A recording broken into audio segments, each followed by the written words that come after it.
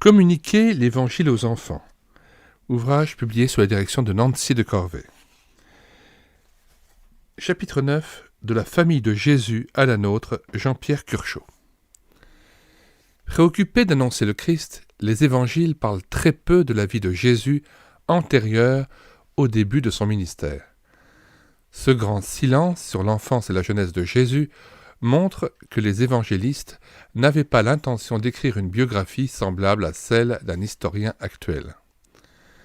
Ce dernier ne manquerait pas d'examiner les années de formation de son personnage pour comprendre sa destinée. Rien de tel chez les évangélistes.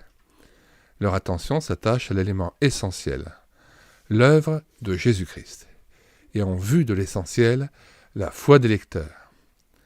Pour l'évangile de Jean, ce qui s'y trouve a été écrit afin que vous croyiez que Jésus est le Christ, le Fils de Dieu, et qu'en croyant vous ayez la vie par son nom. Jean 20, verset 31. Pour Luc, son évangile doit permettre au lecteur de fonder sa foi sur une connaissance sûre des événements. Luc 1, verset 4. Dans ce grand silence sur l'enfance de Jésus, le récit de Luc 2, versets 41 à 52, n'en prend que plus de valeur. Il met en lumière, entre autres, les relations de Jésus à 12 ans avec ses parents et avec la communauté des fidèles. Par là, il éclaire notre réflexion sur quelques aspects de l'éducation au sein de la famille et de l'Église. La lecture du début de l'évangile de Luc, et en particulier de la péricope, chapitre 2, versets 41 à 52, nous conduit à une première constatation importante. Pour son Fils, Dieu a voulu une famille, et une famille croyante. Une famille conçue du Saint-Esprit et née de la Vierge Marie. L'enfant Jésus a été donné par Dieu à un couple.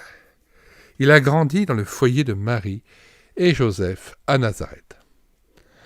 En incarnant son Fils dans une famille humaine, Dieu révèle sa volonté pour toute famille. À la question « À qui notre enfant appartient-il ?» la foi chrétienne répond « L'enfant est de Dieu et à Dieu ». Son Créateur le confie à un couple pour qui il constitue à la fois une bénédiction et une responsabilité. Mais si des parents considèrent leur enfant comme leur propriété, ils outrepassent leurs droits. Ils ne sont les maîtres ni de la personne, ni de la destinée de leur enfant. Si, en grandissant, le jeune en vient à se considérer comme le maître de sa vie, il oublie qu'elle lui a été prêtée en vue d'un service du prochain et non pour lui-même. Son existence trouvera son vrai sens dans l'acceptation de sa vocation divine. Quant à la société, et en particulier l'État, ils ont pour mission d'aider la famille à remplir sa mission. Ils abusent de leur pouvoir s'ils cherchent à substituer leur autorité à celle des parents en matière d'éducation, sauf dans les cas de carence familiale. Une famille croyante. Marie a attendu son premier enfant en acceptant d'être ainsi la servante du Seigneur. Joseph et elle ont présenté leur bébé au temple pour le consacrer à Dieu. Chaque année, ils montent à Jérusalem pour la fête de la Pâque. Quand leur fils a 12 ans, ils ne manquent pas de l'associer à ce pèlerinage. Ces données représentent autant de marques de la foi des parents de Jésus. Si Dieu a voulu pour son Fils une famille croyante, n'avons-nous pas à discerner dans ce fait le signe de sa volonté pour chaque enfant? L'amour divin doit pouvoir trouver une expression vraie dans l'amour d'un père et d'une mère pour leur enfant. Sans doute, le mode de vie et la nature des relations familiales sont appelés à varier suivant les temps et les lieux. Mais une exigence demeure pour les parents. Procurer à l'enfant un milieu favorable à l'épanouissement de sa personne dans son originalité et sa totalité. Or, cette personnalité comporte une dimension spirituelle. À mesure qu'il grandit, l'enfant en vient spontanément à se poser des questions sur ses origines et celles du monde. Puis il s'interroge sur la souffrance, la justice, le mal, le déterminisme et la liberté humaine. La mort, l'au-delà, le sens de la vie, l'avenir de l'humanité, l'existence de Dieu, etc., etc. Il ne pose pas les problèmes d'une manière théorique et systématique, comme le ferait un philosophe ou un théologien. Il le fait de manière empirique et fragmentaire, à partir d'un cas vu ou vécu. Il le fait avec sa mentalité et son langage, si bien que souvent l'adulte ne sait pas percevoir la portée lointaine, métaphysique de la question. Et pourtant, quantité de problèmes fondamentaux de la destinée humaine surgissent dans les questions de l'enfant en train d'élaborer sa vision du monde et son système de valeurs. Pour trouver des réponses, l'enfant se tourne d'abord vers sa famille. Les paroles et l'exemple de ses parents vont jouer un rôle déterminant dans le développement de sa réflexion et dans l'orientation de ses convictions. Or, l'éducation donnée par les parents se réfère inévitablement à leur conception de l'existence. Leur idéal de vie, en partie réfléchi, en partie inconscient, détermine leur comportement envers leur enfant. Il n'y a pas d'éducation neutre, c'est-à-dire sans orientation donnée à l'enfant. Pour des chrétiens, la foi en Christ constitue la réalité la plus décisive pour la vie d'un homme. Dès lors, faire connaître à leur enfant l'amour de Dieu pour lui représente une exigence capitale et joyeuse, un acte de fidélité essentiel. L'enfant est introduit par ses parents dans leur communion avec Dieu. Il découvre par l'expérience ce que peuvent être la méditation et l'engagement de la foi dans la vie sociale. Il est mis ainsi par sa famille dans des conditions lui permettant un choix en connaissance de cause. À lui d'assumer le moment venu sa responsabilité devant Dieu. Quant aux parents non croyants, certains font l'effort de dépasser leur position personnelle et de mettre leur enfant en contact avec une communauté chrétienne. Sachant discerner chez leurs enfants des aspirations spirituelles, ils entendent les respecter et leur donner réponse, même s'ils ne peuvent pas le faire dans le cadre familial. D'autres parents rejettent toute éducation chrétienne en famille ou ailleurs comme un conditionnement et un irrespect de la liberté de l'enfant. Cette critique nous paraît fausse et se retourne contre ceux qui la présentent. Sans aucun doute, apprendre à prier à un enfant introduit une orientation dans sa vie. Mais refuser de lui donner cette formation en constitue une tout autant. En définitive, laisser un enfant dans la méconnaissance de l'Évangile produit un conditionnement beaucoup plus caractérisé et grave. L'ignorance rend impossible le choix de la foi. Par ailleurs, on ne peut pas identifier toute éducation religieuse à une forme de contrainte. Impliquant une adhésion personnelle en réponse à un appel de Dieu, la foi ne peut pas être imposée, pas plus qu'on arrive à obliger quelqu'un à aimer un tiers. Une éducation conforme à l'Évangile rejettera toujours le recours à des pressions morales qui relèvent de l'abus de pouvoir de l'adulte, tout comme un laisser-faire résultant d'un manque de sérieux. Durant son enfance, Jésus a beaucoup reçu de sa famille. De quoi grandir en stature et se fortifier. La découverte de la sagesse d'Israël, un style de vie, les moyens de vivre en relation authentique avec Dieu et avec les hommes. Luc 1, versets 40 et 52. Mais dans leur action éducative, Joseph et Marie ne se sont pas contentés d'œuvrer à l'intérieur de leur foyer. Ils ont aidé leur enfant à trouver sa place au sein du peuple de Dieu. Dans ce but, ils ont vécu avec lui leur appartenance à la communauté des croyants de leur temps, à la synagogue de Nazareth et au temple de Jérusalem. À 12 ans, Jésus participe pour la première fois au pèlerinage de la fête de la Pâque. Au départ du village, quelques personnes, puis en chemin, se joignent des groupes venus d'autres localités. Le 3e jour de marche, le long cortège compte des dizaines de milliers de croyants. À l'approche de Jérusalem, le chant des psaumes monte de partout. Je me réjouis quand on me dit « Allons à la maison de l'Éternel, de Dieu » psaume 122. Qu'il est bon pour des frères d'être unis psaume 133. La célébration de la Pâque rappelle à chacun la délivrance d'Égypte, la naissance du peuple à la liberté dans l'alliance avec Dieu. La fête manifeste et renforce la solidarité de tous. Elle contribue à renouveler leur foi et leur espérance. Aujourd'hui encore, la responsabilité des parents chrétiens ne se limite pas à leur témoignage dans l'intimité de leur foyer. Elle comporte tout autant leur relation avec l'Église et leur manière d'aider leur enfant à percevoir cette communauté comme la sienne. La foi va à la rencontre du prochain quel qu'il soit. Elle unit tous ceux qui, en un même lieu, se réclament du même Père et vivent de sa parole et se mettent à son service. Elle tisse ainsi des liens qui ne se fondent pas sur l'appartenance à un même milieu social, l'identité de goût ou d'intérêt matériel, mais uniquement sur un même attachement à l'Évangile. Une famille chrétienne, repliée sur elle-même, ne pourrait pas faire découvrir à l'enfant cette dimension de la foi qui ne s'arrête pas à la fraternité par l'ascendance commune. Elle le priverait d'un enrichissement indispensable et d'un service nécessaire, l'apport des autres croyants et le partage avec eux de sa propre expérience. Dans le pèlerinage à Jérusalem, Jésus se trouve au milieu des adultes, intégré à tout le peuple des croyants. Nous savons par ailleurs que les garçons de son époque apprenaient à lire et à comprendre la loi à la synagogue. Cette formation complétait celle que donnait chaque père.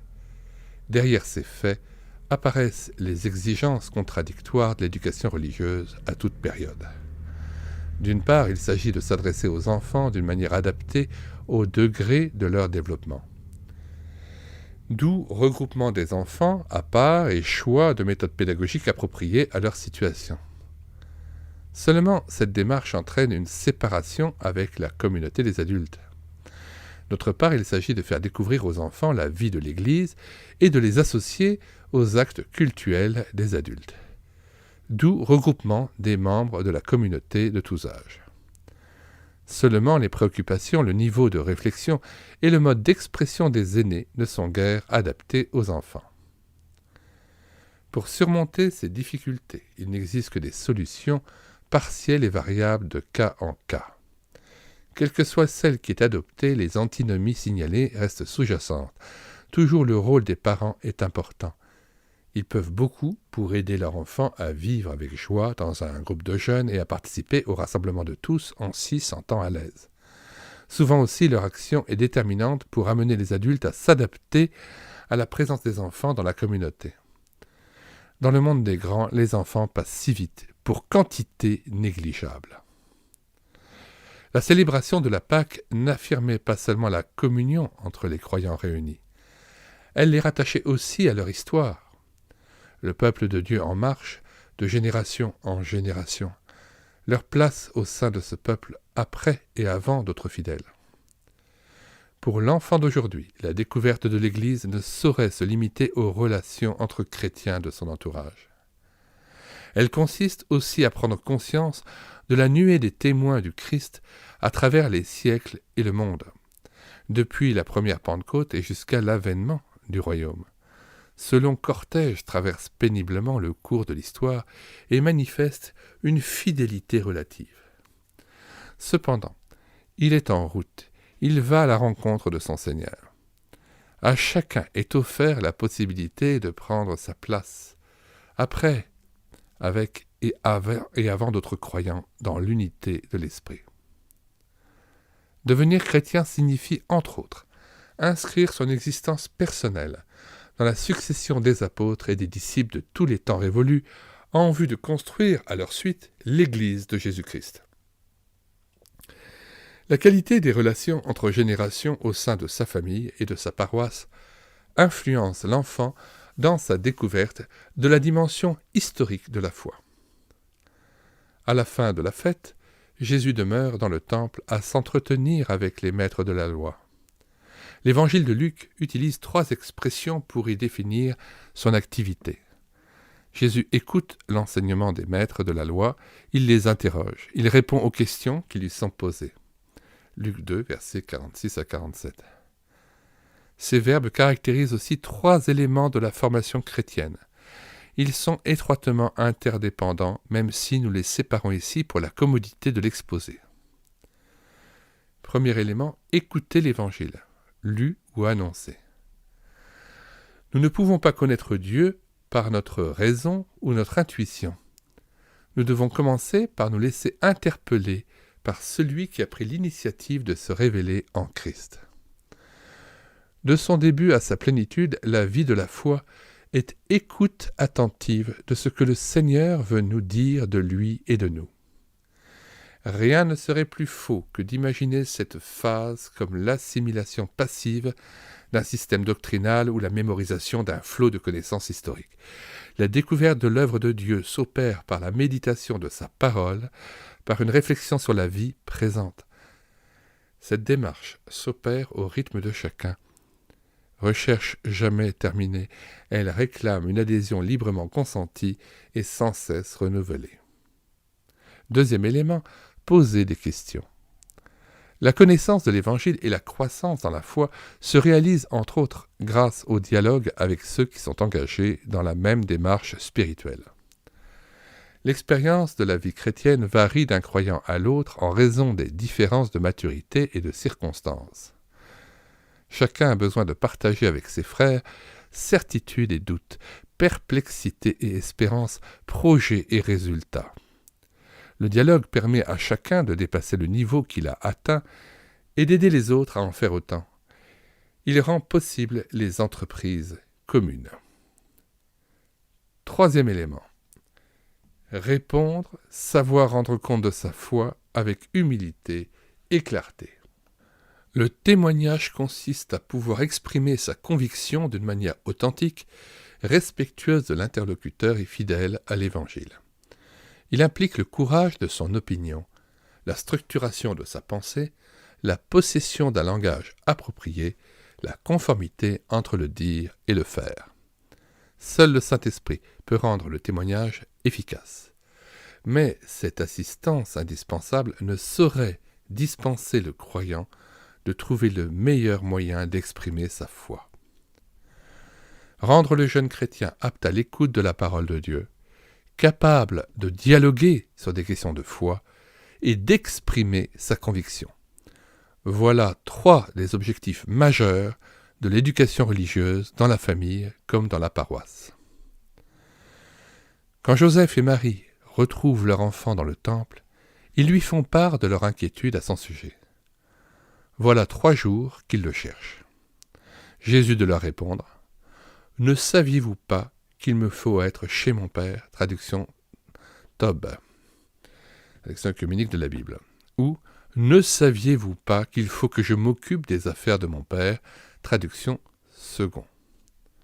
Pourquoi faut-il que Jésus agisse ainsi? Ce n'est pas en raison de la fête, elle est finie. Ce n'est pas sur ordre de ses parents, ils s'en retournent avec leurs amis. Pas davantage pour faire comme tout le monde. Chacun rentre chez soi. Ce n'est pas davantage pour flâner dans Jérusalem. Jésus passe son temps au temple. Ce « il faut » exprime une exigence intérieure plus forte que tout le reste. Jésus ressent comme un besoin impérieux sa manière d'agir, quelles qu'en puissent être les conséquences. Son attachement à son Père oriente sa volonté et détermine le choix de ses actes. Cette évolution de la dépendance de l'enfant vers l'engagement choisi librement et assumé comme un service correspond au projet de l'éducation chrétienne familiale. Il s'agit, pour les parents, d'aider le jeune à progressivement prendre en charge sa vie et à opérer des choix lucides dans l'intention d'assumer sa responsabilité devant Dieu et envers les hommes. De ce fait, on peut dire de l'éducateur chrétien qu'il œuvre de manière à devenir inutile. Les parents croyants acceptent joyeusement de mourir à eux-mêmes pour aider leur enfant à devenir adulte. Sans jamais conduire à une rupture de solidarité, cet effacement de leur rôle s'effectue parallèlement à la croissance du « il faut » dans le cœur de leur enfant. À côté de l'influence des parents, beaucoup de courants d'idées exercent une pression sur l'enfant. Il lui apporte un enrichissement indispensable pour autant qu'il ne devienne pas une puissance asservissante. Le passage à l'état adulte peut être singulièrement compromis par une soumission inconditionnée à l'emprise de camarades un peu plus âgés, par la consommation irréfléchie des moyens de communication de masse, puis par l'acquiescement aveugle à l'idéologie d'un groupe quel qu'il soit. On ne saurait non plus parler de maturité dans l'autonomie égoïste qui pose comme règle de vie la satisfaction personnelle, l'intérêt ou le plaisir. Il ne suffit pas d'être indépendant des autres pour être libre vis-à-vis de soi-même. Le « il faut » réfléchi devant Dieu représente une attitude critique et un dépassement des conformismes sociaux et du culte de soi-même. Par là, la foi est libératrice.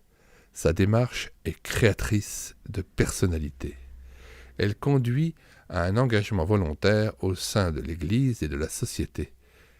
Son action est un service pensé dans le souci de fidélité à l'Évangile et dans l'intérêt du prochain. Elle ne cherche ni le mérite, ni la gloire, mais vise simplement à devenir signe de reconnaissance envers le Sauveur et Seigneur de tous les hommes. En proposant à leur enfant un tel cheminement pour sa vie, les parents chrétiens ont la certitude d'œuvrer à l'épanouissement de sa personne et par là à sa joie. Résumé. 1. Les parents chrétiens reçoivent leur enfant comme une grâce et une responsabilité venue de Dieu. Ils font de leur foyer le lieu par excellence où l'enfant peut grandir dans la plénitude et l'originalité de sa personne. 2. L'enfant doit pouvoir trouver une expression vraie de l'amour de Dieu pour lui dans l'amour que lui témoignent son père et sa mère. 3. Les parents offrent à leur enfant la possibilité de découvrir la foi, en l'introduisant dans leur communion avec Dieu par la prière et la méditation, et par l'exemple de leur engagement chrétien dans la vie quotidienne. 4. Les parents chrétiens aident leur enfant à trouver sa place au sein du peuple de Dieu par la participation à la vie de l'Église. 5. Les parents chrétiens prennent à cœur de donner à leur enfant une formation qui le rende capable d'écouter la parole de Dieu, de dialoguer sur des questions de foi et d'exprimer ses convictions. 6. L'éducation chrétienne donnée dans la famille aide l'enfant à devenir adulte. Elle l'amène à pouvoir progressivement prendre sa vie en charge et opérer des choix lucides, dans l'intention d'assumer sa responsabilité devant Dieu et envers les hommes. Question 1. Quelle est la forme de votre culte familial? Est-ce que vous en variez la présentation? Quelles en sont les joies et les difficultés? 2. Quelle sorte de dialogue spirituel avez-vous avec vos enfants? 3. Comment participez-vous en tant que couple à la vie de votre Église ou communauté? Comment y intégrez-vous vos enfants? Nous mettons dans les commentaires de cette vidéo le lien de téléchargement de l'ouvrage édité sous la direction de Nancy de Corvée, Communiquer l'Évangile aux enfants. Donc ce téléchargement pourra s'effectuer sur médiathèquechrétienne.fr, site que j'ai créé afin de pouvoir redonner vie aux ouvrages épuisés et non réédités de la littérature évangélique chrétienne. Et nous indiquons en plus, comme d'habitude, le plan de cet ouvrage que nous vous invitons à télécharger et à lire, bien sûr. Nous vous invitons à consulter sur cette chaîne YouTube la playlist e-book chrétien à télécharger pour voir l'ensemble des ouvrages que nous proposons en téléchargement, mais cette liste n'est pas exhaustive. Si vous vous rendez sur la page d'accueil du site médiathèquechrétienne.fr, vous pourrez trouver les 400 ouvrages que nous proposons en téléchargement avec l'autorisation des ayants droit, des auteurs ou des maisons d'édition. Nous pensons notamment aux ouvrages d'Alfred Kuhn que les éditions Emmaüs nous ont permis de pouvoir présenter gratuitement en téléchargement, notamment tous les ouvrages d'Alfred Kuhn qui étaient épuisés et non réédités, et notamment les ayants droit d'Alfred Kuhn nous ont permis aussi de pouvoir faire cette numérisation et cette mise à disposition du grand public des ouvrages de cet auteur remarquable qui a marqué la littérature chrétienne pendant cette deuxième moitié du XXe siècle et jusqu'en 2018. Donc c'était vraiment indispensable de remettre à disposition de la communauté chrétienne ces ouvrages. Il y en a bien d'autres, il y a des ouvrages de Maurice Descaires, il y a tous les ouvrages de René Pache, tous les ouvrages de Monsieur Hadoul, et quelques-uns, tous les ouvrages de Maurice Ray d'ailleurs, qui sont mis à disposition, et bien d'autres encore. Rendez-vous aussi sur médiathèquechrétienne.fr, à l'onglet Claire-Lise de Benoît, et vous verrez ainsi que j'ai numérisé notamment 2 ouvrages importants de Claire-Lise de Benoît. L'important, c'est l'enfant, et c'est vrai, enseignons-le. Nous vous disons bonsoir à tous, et à bientôt.